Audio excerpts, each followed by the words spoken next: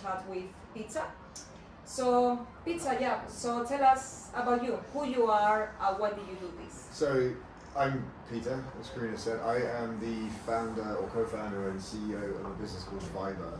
So we started as a virtual try-on solution that really mimics how you shop in store.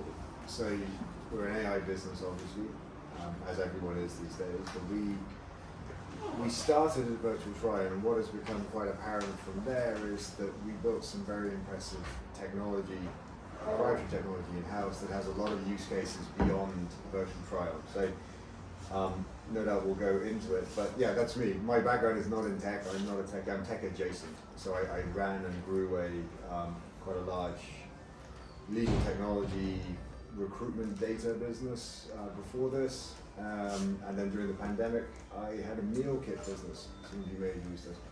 We were London's best night in for a year, which is not a big achievement given that we were stuck in our houses. So, but yeah, that's me.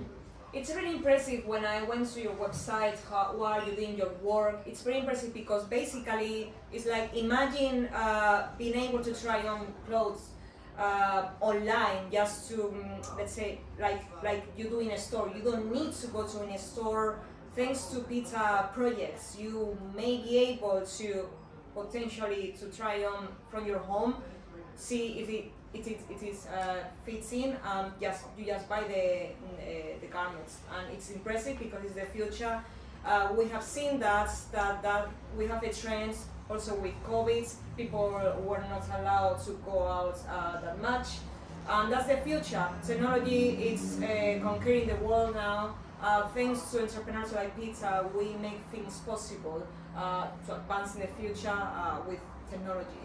So Pete, I'm really impressed. Tell me what makes your business stand out in a crowded market. So virtual try-on isn't new. I remember I had an investor, in 2023, say to me, I'm not going to invest. Virtual try-on was sexy 10 years ago. I'm out. And it was cutting for a start, but it isn't new, and there are incumbents coming in, and I think the reason that we stand out is we started with it as a problem. So not being tech actually helped in this, because the whole business was started because I was frustrated trying to buy clothes online, and what I wanted to do was create a way for me to buy clothes online in the way that I wanted to do. And it turns out, sort of by luck, but anyway, it turns out that a bunch of other people wanted to do the same. And the issue, I suppose, for us is as we were building the ideal pipeline, the ideal tech that could support this, it became very evident that the inputs that we needed didn't exist.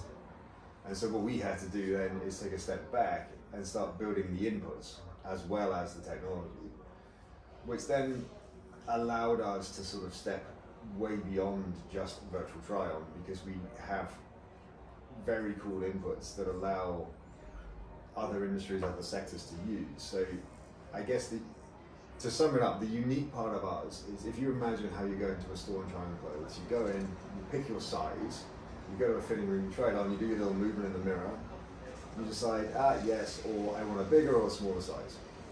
What we do is that exact thing online, but we start from just a single photo. So from one photo, we create in real time a dimensionally accurate 3D version of you. We work with brands where they give us their 3D assets. We grade those into every size. So what that means is, as a shopper, you can stand, try on any size on your body under the laws of physics, and move, and so you see how the fabric changes and pulls on your body. The real kind of secret sauce to us is how do you get from a single photo to dimensionally accurate human. So when I say single photo, I don't need you standing out with your arms. I can take a photo of you sitting in a chair and be able to tell you within less than a centimetre the circumference of your waist. Very straightforward, that's impressive. So that alone, just before here, I was on a call with a billion-dollar gaming company looking at using our tech for gaming. Because getting a human digitized, there's been a lot of focus on the face, the head, the voice. The body has been sort of ignored, which is why when you see an avatar, it's kind of 3D. a little bit weird. You know, the arms aren't quite right, the hands are a bit off. And so we built that tech, which our first use case is virtual product. That's very impressive. Like, it's nothing like that going on, at least in the UK. And I see the potential. It has a vision already. So, what were the strugglings? What was the hardest part for you to build this idea? Because when you are starting out a business, you face many challenges. As you know, as an entrepreneur, I also know that. And like, what made you continue? What made you believe in the idea that has a potential and offers value? I mean, truthfully, there's a really selfish answer to that. It was I wanted to shop how I wanted to shop, and every person. So we did thousands of actual like shopper interviews, and you could see the light in their eyes when you sort of say, "Wouldn't it be great if you could become the model on Mr. Porter or in H&M and you see yourself moving and blah blah blah." Everyone's like, exactly. That's awesome." You know, a number of conversations I had with women about, "Oh, it'd be great to be able to sit down and see where a skirt rides up on me when I sit down." And you can't do that. There's lots of tools that exist that are, what is my size, right? Enter, I'm medium in Gap, small in H&M, and you're probably a medium everywhere, right? And so those are the tools exist, but that's not how we wear clothes. We're not static, we move. And so you need to show that movement, but in order to show movement, you have to care about fabric, you have to care about exactly physics. Everything. And so I guess the reason that we continued even when it was hard was because it's how I wanted to shop. Yeah, that's ultimately it. I mean, it's obviously I'd like to make a lot of money, but at the same time, it's how I wanted to shop. How many people were you working at the same time? How many people behind this idea were working, and So particularly on the technology part? So I have a co-founder. Yeah. We then recruited a CTO because neither of us are tech. Okay. We have a team of 7 scientists now. They're professors. 7? Yeah. Wow. So our lead scientist is the head of the European Centre for Human Reconstruction. So he's sort of a well-recognized leader. We found him on LinkedIn. I literally put, "I'm trying to do this" type of message on LinkedIn, and he applied to us. The joy of working with scientists is we're not paying meta salaries. We pay very well. We bring them in with equity, but we don't have to pay $500,000 sort of a meta level of salary. Yeah, which is average. Yeah, that's right. And so we ended up with, we've got 7 people based everywhere from Cyprus to LA, Brighton, a few other places I can't remember, all working collaboratively on this. That's impressive. Well, thank you very much for sharing that. So what do you think drives your customers to choose you over others? Let's say like we have competitors mainly in the US. Yeah. Classic Silicon Valley that they design the best projects, the best technologies. We are a small country here. What is the main point here that you think that's? I think because we come at it in a really logical way. So our biggest problem with customers, if you take fashion brands. So if I was in Milan a couple of weeks ago, I think it was, meeting with an enormous Italian French fashion brand. And their biggest issue is fidelity. So we represent that shop window. So we have to be that photorealism. It has to be exactly the same. And I think to try and understand our customers, not try and tell them what they want, but almost go with an open hand and say, "Look, this is what we can do. How does it fit into your journey? How does it fit into what you're trying to achieve?" That's right. And by doing that, we build a really close relationship with them, so our customers actually become sort of our advisors at the same time, so we build with them, which means that when, hype cycles are great in AI, there's immense hype in Gen AI at the moment, right? So that's great, but it's rubbish. There is something that goes in my mind right now, like feedback. Feedback is one of the most important things when you're running your business, because at the end of the day, if you don't know and you don't immerse yourself with your customers, with your clients, you don't know what is going on, what they need to cover that gap that is on the market. So what is one thing that you spot from the customer side that's totally changed perhaps your strategy? Maybe it didn't happen, but in many businesses, I will say 95% of the cases it happens. Yeah. So if you remember. Do you want the honest answer or do you want the friendly answer? Maybe both. So the friendly answer is we had to listen very intently to what customers wanted. The honest answer is fashion brands. I'm not from fashion, right? So it was my first foray into fashion. Fashion brands are a nightmare to work with. their decision cycles Really? are 12 to 18 months. So from the point of like a cold outreach or an introduction, it's 12 to 18 months of hell before they get near your product. And what we learned is we need to build like an infrastructure level of business, not just like surface UX. Yeah. Because if every brand takes 18 months to close, we're going to run out of money. And so we have to monetize quickly, which fashion brands aren't able to do. So by building infrastructure play at level 4, we have to go out to other industries whilst we build fashion quietly. That's really helped. Thank you. Well, that's very interesting. Anyway, so if someone launched a business just like yours tomorrow, what would still make people choose you? Because as you know, the market accelerates constantly, every single day, every single minute. For sure. I mean, I think our key, obviously we could say that we're out first and or we can have best tech, but the truth is tech isn't a moat anymore. Speed really isn't a moat anymore. And so the way we've positioned ourselves is we're building the engine behind anyone that wants to do a real human in the digital sphere, right? So that's for virtual trial, for gaming, whatever. Right? So what that means is if a competitor launches tomorrow, I don't know, XYZ player, they're doing perfect virtual trial, then maybe they'll use us as their tech. So in which case our competitor becomes our customer. Okay. And so I've become less concerned with competition. Less concerned. That's because your USP, your unique selling proposition, when it's calling marketing, it's very strong. Broadly speaking, yeah, it's very strong. It's very technically difficult. I mean, it's taken 2 years of solid research. Because it's a design, right? So that's why it's difficult to copy your idea. It's not something that you're offering like everybody else. You know, it helps. We have patents. I mean, that doesn't really help, but yes, I mean, it's also there's a legal potential there, but also, I had a conversation with someone in China just yesterday whose job is to reverse engineer patents. So, you know. There is something very popular in marketing, like when you are watching the TV or listening to the radio or advertisements.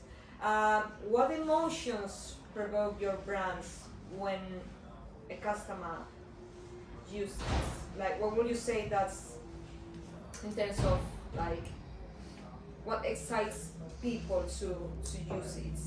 You know, I don't. It's not an exciting term, I suppose, but it's certainty. Because what I find, I don't know about anyone else, but what I find with AI is it's a lot of hype, it's an awful lot of promise with very little delivery. That's right. And I think that where we're coming at it is we're trying to build just certainty. So what we say we can do, we can do. And we're not going to hype it out, but we're not going to say we can do X, Y, and Z, look how great it is. And so what we've tried to build in to the culture of the business, but also into the brand, is that idea that it's trusted. We will deliver what we say we'll deliver. That doesn't mean we win every time. It doesn't mean we deliver on time, but we will deliver. So I think certainty is probably the way that I position it. Okay. There is one piece of advice that you will say to people right now, to this audience, that's... I wrote notes on this because there's a million pieces of advice. Or something perhaps that's exactly that's... So the big one is slow down, which is completely counterintuitive. And it... That's very hard. Yeah, but I think the reason I say slow down is because when we started out, we were so blinkered in that what we want to do is anyone can try on any clothing, blah, blah, blah. You know, it was this whole thing that we had to get there. We then solved the ability to get you into 3D with a single photo. We sort of ignored it. We just like, we're sprinting to the end. And I feel that if we had stopped, or even just reviewed what we had at that point, then maybe we would have actually moved faster. And so spot another parts that you need to work that. on and and you didn't develop. We're conditioned. Used to happen. We're conditioned as founders to run. Yeah, because the thing is, your business, you are building foundations that are as fragile because you didn't work on those parts, and you are going very fast, ignoring those parts. That's it. And then you may ignore even red flags that you need to work immediately and critical parts. I mean, and the only other thing I'd say is that, and from purely from personal experience, is to build, is to take a problem, work out what is universally true to be able to solve that problem, and then build that as well. Because in tech, the adage obviously is buy it, don't build it, right? So if it exists already, buy it, don't build it. But for us, for example, what was universally true with virtual try-on is I have to get a human into a computer. That didn't exist, so I have to build that, and then I can monetize that as well. So it's really identifying that, what is that one universal truth to make it possible, and then you never know, maybe there's a product in that as well. Interesting. Something that you were struggling in terms of marketing, branding, something that we called ourselves Virtual Try-On. The worst. Honestly, we went out and we positioned our first. I drank the Kool-Aid as everyone does. Like, VCs are going to back this idea. It's going to be worth billions in the next 3 weeks. And I put out a deck saying we're going to raise some stupid number, stupid valuation. And we're virtual try-on, and it's amazing how quickly doors close when you say virtual try-on. And what that meant was, what I wish we'd done is said, like, I don't know, I have a co-working office here, and some guys in our office are Americans, and they are the most incredible people in terms of inevitable speech. When they talk about stuff, you just believe it. And they say that they're building the next iteration of the internet. Oh wow. Wow, that's nuts. I'm building virtual trial. It's just pigeonholing us into this tiny little sector that is really hard to sort of fight your way out of. So yeah, it's a mistake, but it's okay. Interesting. Yeah, thank you for sharing that. I was actually thinking right now, well, you always wanted to be an entrepreneur. No. No. I love this question. Sometimes you become an entrepreneur by accident. Sometimes you suddenly spot a necessity on the market and you want to solve that issue, that problem, because it's frustrating for yourself. So you want to find a solution, or maybe it's because you always I think your background or. I started in recruitment, and I was really bad at recruitment, and I was terrible, and I decided, my employer took a punt on me and put me into operations. And then from there, I moved out of recruitment because they basically told me, you're really bad, and if you want a job, you need to go behind the scenes. And then from there, I became chief operating officer of a sort of pretty huge recruiter. And so whether this is always a dream of mine to become a founder, I would be lying if I said yes. I didn't go to school going, hey, I want to be a founder. What I would say though is I've been a founder for too long now to get a job. And so this is probably, my life now is going to be is an entrepreneur. Yeah. Because I think when you're out of the job market for such a long time. It's true, yeah. And as a founder, we all wear completely different hats every single day. So you're a generalist. You're no longer a specialist at any one thing. That's right, yeah. And so it's very hard to get a job as a generalist. Unless you start your own. So that's right, it's a really rubbish way of saying that I can't get a job, so I'm a founder. But anyway, broadly speaking, I think that that I wouldn't go back. Now I wouldn't. I think that not just too much freedom, isn't it? The freedom is amazing. The freedom is amazing. I'd like to earn more money, but the freedom is amazing. Your independence, taking your own decisions for exactly everything. That, yeah. Your own schedule. That's right. There's no boss besides that's right, investors. yeah. But other than that, there's no bosses. However, there is one single thing that when I was starting my first business at the beginning, I found that I had to become 10 people in one. And when I'm saying this, it means that I had to become an accountant, I need to become a marketing, I had to become a recruiter, I need to become an operations manager, I had to become an IT manager, and everything in one person. And it means that's why people say, oh, when you're an entrepreneur, you are working over hours. And I didn't believe that until you start doing that. However, it doesn't feel like you are working because it's your own dream, your own projects, right? For sure. So how would, I mean, what would you say about truthfully, this? you never stop working, right? I mean, this is the Yeah. idea that you're always 24 hours. you're always doing something, and Yeah. a lot of that is just processing. A lot of that is just Yeah. brain work, which is, it sounds really trivial, but I don't seem to think about anything else other than this, and it becomes all-consuming. And I think that certainly stepping away is very useful. It's very hard to do, but like even just going to the gym, going for a walk, whatever it may be, and just leaving your phone somewhere else, is actually very useful. But the hours are whatever they need to be. Right? So you don't have like a structure of hours because it's impossible, right? Like sometimes I heard people like they work even on the weekends. Like how could you work on the weekends when? 100%. My investors only speak to me on the weekends. It's not. So my investors only want to speak to me on the weekends, and I have to speak. So they will call me and. It's a demand. Yeah. That's right. Yeah. But because it's your business, it's your own baby, right? At the end of the day, so you love it and you don't really care working extra hours over time, right? Feel like work. Exactly, that's what everybody says. Yeah. Talking about the future, how do you see yourself in the future? Let's say in 5 or 10 years period of time. Well, maybe developing this project further, or maybe a second project. This has legs, and I sort of say that because when I was in the pandemic and I started Your Fork, which is a meal kit thing, it was always going to be a COVID business, right? It was always going to die at the end of COVID. I sat on Sky News towards the beginning of the pandemic saying, hey, this is habitual change, we're never going to restaurants again. It was totally wrong. And that forever exists now. But I think this one has legs to go all the way.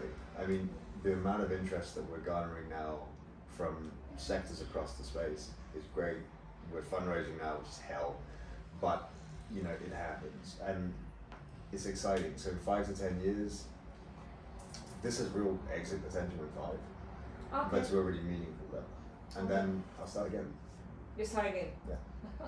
That's impressive. Oh, thank you very much for sharing that. Yeah, so to wrap up, basically, tell me one single thing that you learned running your own business that you applied also to your life, that it helped you a lot. Because it's not the same when you're an employee, yes, you also learn a lot, but when you're also an entrepreneur, you learn certain things that you can apply to your personal life. What would you say that was that thing that made you? I learned, so it's really strange, I learned how to breathe. Because I think that one thing that we get caught up with living in a city, whether it's London or wherever, is that it's always go, everyone's running all the time, you're always doing stuff. And it's a big city, isn't it? Right, so and it's the same with running a business, there's a habit to always go and to react. Want to go. And reaction can be very positive, but it can also be really negative. And so I've learned how to breathe. I read an awesome book. I read an awesome book called Breathe, and I actually met the author. Oh, wow. Because I stalked him on LinkedIn. And he explained the best way to think about it is if you watch a baby breathe, their entire body inflates. That's their right. entire body deflates. When we breathe as adults, we breathe really shallow. It's true, we don't really do anything. And just that simple act of just thinking about how to breathe, it causes you to stop. It causes you not to react with necessarily a gut instinct or a gut reaction, and be a little bit more muted about your approach to everything. And that's in work, but also in life. It also helps you to regulate your emotions, right? Because you slow down and you are able to think more clearly on your next steps. Yeah. That's very healthy as well. Yeah. Well, thank you very much for sharing your story. Please, now is the questions parts. For the audience, do you have any questions for Peter or for me? You want to know? I have one, yeah. How was it getting your first investment? How was it? And that's on your how to push your product or brand. How was it in terms of when we received it? How was the process of getting it? Was it easy? Or, No. No. My first investment was, we raised an angel round first, and that was not in the cards at all. We wanted to go out and raise VC, but we couldn't because we were coming out with an idea. The concept of raising on the back of a napkin and sketching an idea from venture capital now is unfortunately past. And so it was tough, but what was really transformational for us was learning that if the person that you're speaking to doesn't get your idea within the first couple of seconds, it's totally pointless carrying on with them because you're not going to convince them. But there are always people who love your idea at the same level as you just haven't found them yet.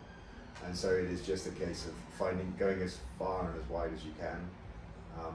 Everyone says there should be warm introductions and all that stuff. I'll be honest, we raised 200K from one angel investor who I'd never spoken to or met before my life. And it was just a cold call.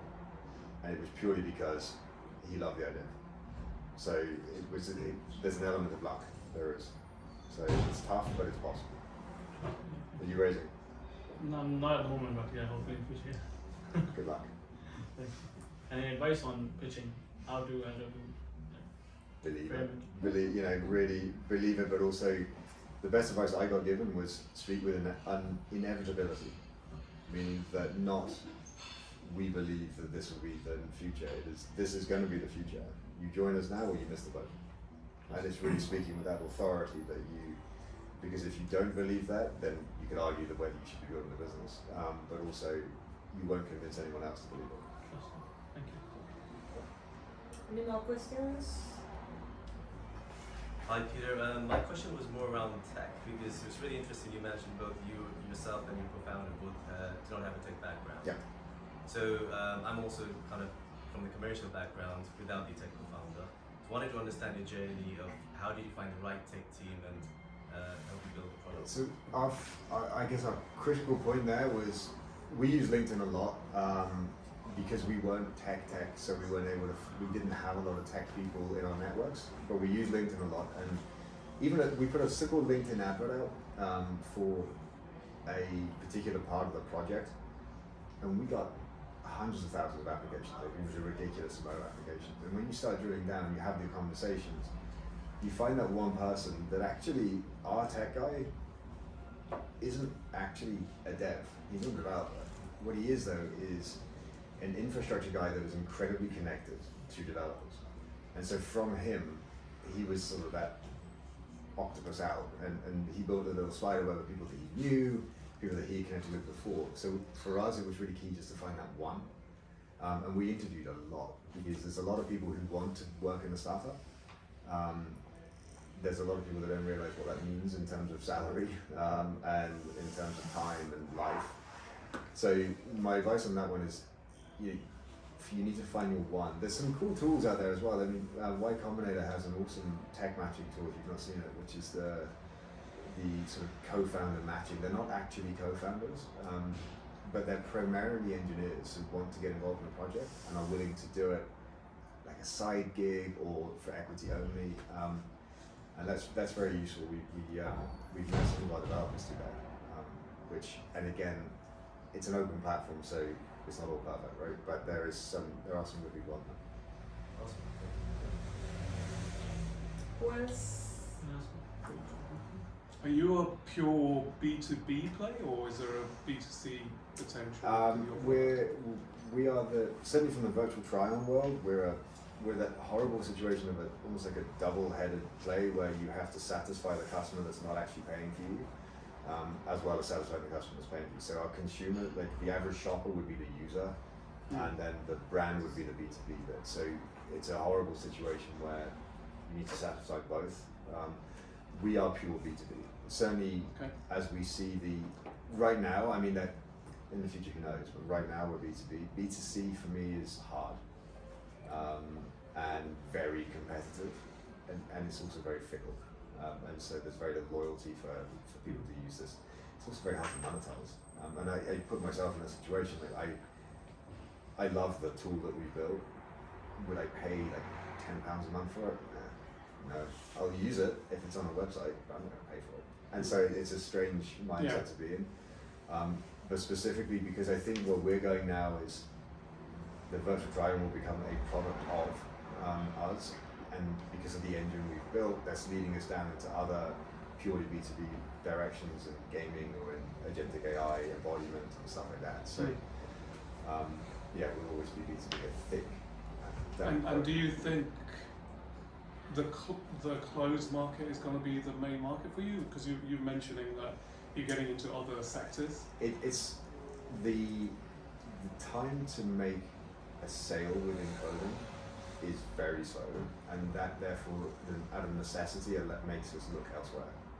I think clothing, I mean, it's a $1 trillion industry now, clothing. Gaming's 100 billion, right? So it's not that we will go to gaming or not. How we position, how I think we will end up in the near term will be focusing on clothing to a point. When we feel that we've got saturation within that market, to then open up the technology elsewhere. Because for us, because it is machine learning ultimately, we're learning every time someone uses our tool, we learn, we get better. So if we want a perfect avatar to go into Fortnite, the more people that use it from H&M, the better for us. And so I think as of today, I would say that clothing is going to be our first step, and it will be our focus for the next 12 months. After that, I don't know. Having said that, things change. Yeah. So. Cool. Thank you. Who wants? Can I ask one more? Yeah. Yeah. How important is to have a right co-founder? I mean, Super important. if you decided alone, would you have gotten it this far? No. I would have. I see my co-founder more than anyone else on the planet. He sits next to me. We go for lunch together every day. We go to the gym together. I basically, yes, we're basically married, and it's what we've noticed is when he's having a down day, I'm there for the energy. When I'm having a down day, he's there for that, and I think that balance. It's not just having a sounding board for the business, but we all have rubbish days. We all have days where, especially in the startup world, and to have someone that I can rely on to pick up the slack when I'm having an off day, and vice versa. I mean, we've had some terrible things happen. His father suddenly passed in the middle of our start, and it was one of those moments where, if you're on your own, you don't deal with it. That stops it. And I think that we really balance off each other. And he would say the same, which is not contrary to a marriage where the person would say differently, but he would actually say the same, that we are yin and yang, which is great. Thank you. I have one more. Sorry, and No, tell me if that's okay. you don't No, want to go answer ahead. it. Are you profitable? No, not So yet. You've been now. running for 2 years. Yeah. What's your projection in terms of turning So first profit? we will be profitable. So we're sitting on $1 million of deals now, which is a 90% profit margin, but we need to deliver and close on those. So we already have the letter of intent contracts, whatever you want to call them, and so it's a point of purchase. We become profitable. We've been spending a lot of time in reducing our cost base in terms of the inference cost and the infrastructure cost, because obviously we're heavy users of GPUs, and so we've managed now to bring our sort of per simulation rate right down to sub a penny, which then allows us to maintain that 90% profitability, which is where we kind of need to be. But are we profitable right this second? No. And you haven't closed yet because the product is still in development? Correct. So we are. Oh, right, okay. We are 3 months away from being able to deliver to a website. So we've been tested, we're live testing now on 2 brands that collectively have about 2 million visits a month. While so far everything is going exactly as expected. So we will close that by, our first rollout will be the 1st of September. Good luck. And at that point we go from 0 to profit. Yeah. So provided, massive caveats of everything could go wrong, yes, but still, so far. Cool, thank you. We have time. Okay. So I run a Series A biotech startup, and I'm thinking about what I Could might you do. pick up? Louder. Yes, please. Okay. So I run a Series A biotech startup, and I'm thinking about what I might do next. And it was interesting to me to hear that you've done very different kinds of companies. Yeah. And I was just curious, how much have you found that the learnings transfer? So if you go from B2C to B2B in different industry, does it feel like you're learning everything from scratch again? Or? Not at all. I think what I've learned is that you become exceptionally processed this sort of second time, third time around. And so when we first started, we had systems in play that we were a 100 million revenue business from the day we started. And what that did is really set us up as a solid foundation to move forward. You also learn the resilience. So you're Series A, so you've been through the nightmare for a couple of years. Fundraising. Yeah, and you get resilient in it, right? So that resilience comes with you. It's not easy to make, certainly if you're thinking B2B to B2C, that's tough because you go from having one enterprise customer that's a pain to a million customers who are all a pain. Right. And you know, but totally possible. Okay. Thanks. Yeah, I love what you said about breathing. I founded a consultancy that is HR but specializes in employee well-being, and we're finding that it's the large organizations that want to invest in well-being. Yeah. I'm curious as to how you came across that breathing book, and if you have come across anything that's really caught your attention for employee well-being. The Breathe book, there was an article I read on Medium written by Michael Townsend Williams, who's the guy that wrote the book, and he was just really interesting as a person to read. He had a great story. His brother was an alcoholic, he was an alcoholic, and then sadly his brother committed suicide, and then he went down a very downward spiral and then discovered yoga, and it was a really interesting story to read, and that's how I came across him, and then I really wanted to meet him. And so then I found him on LinkedIn and pestered him until he accepted my meeting request, which took a while. But he then gave me a Lululemon discount, so it's fine. But that's how I found him. And what I've come across in the space, there's a lot of people digitizing kind of corporate wellness, which it feels a little bit strange in that by definition it shouldn't really be digitized. I've got some great friends that have gone into more left corporate wellness and gone into training a little bit more. So they've walked away a bit from the corporate wellness, and I think it'll be an interesting step to see if there is how you would put corporate wellness into startups where money is very tight, but actually corporate wellness has the highest impact because everyone is expected to perform all the time continually without being able to hide. So I completely forgot your question there, I'll be honest. So. Okay. Any more questions? No? All good? I have a question. Okay. In terms of co-founders, many people don't like the idea. Personally, I don't like to work with a co-founder because I struggle with trust. Okay. It's something very personal. I heard many stories, and I assume that people particularly want a co-founder because it provides skills that you lack. What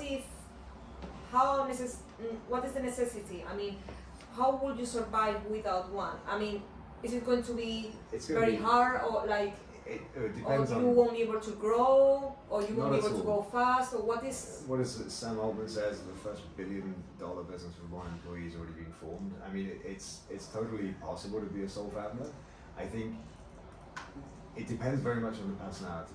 My Okay. view of it is that if you're strong Yeah. and you can deal with the crazy highs and depressing lows, Okay. and the prolonged period in that sort of trough of sorrow where most of us live, I think. It's like the Totally stock market, right? No, it's way Going worse up than and that. down. There's a really famous graph Very apparently emotional. on the door of Y Combinator's toilets, which is the startup founder graph, where you have your massive high. Oh and then yes, this the really peak, and then you go prolonged down. Yeah. and that's where you Doubting, stay, and then yeah. suddenly you get high. Yeah. So if you can manage that bit on your own, if you can manage the resilience of personality, and it doesn't, because no business is worth killing yourself for, and so ultimately it's not worth it if emotionally it destroys you. That's where a co-founder Obviously, sort yeah. of comes in, because when you're having a day like that, and it does happen, Yeah. I can step out of the business, and I know the business is going to be fine. And there So is it's like it's to a have your safety day net. off, Yeah. basically. Basically, yeah. Okay, fair enough, makes sense. Okay, well, I would like to say that a business is a bit like having a baby. that's right. So you can be a single mom, it's Mhm. just harder. It's better to have parents that can both raise you. So it makes it a little bit easier. Well, makes sense. Okay, any more questions?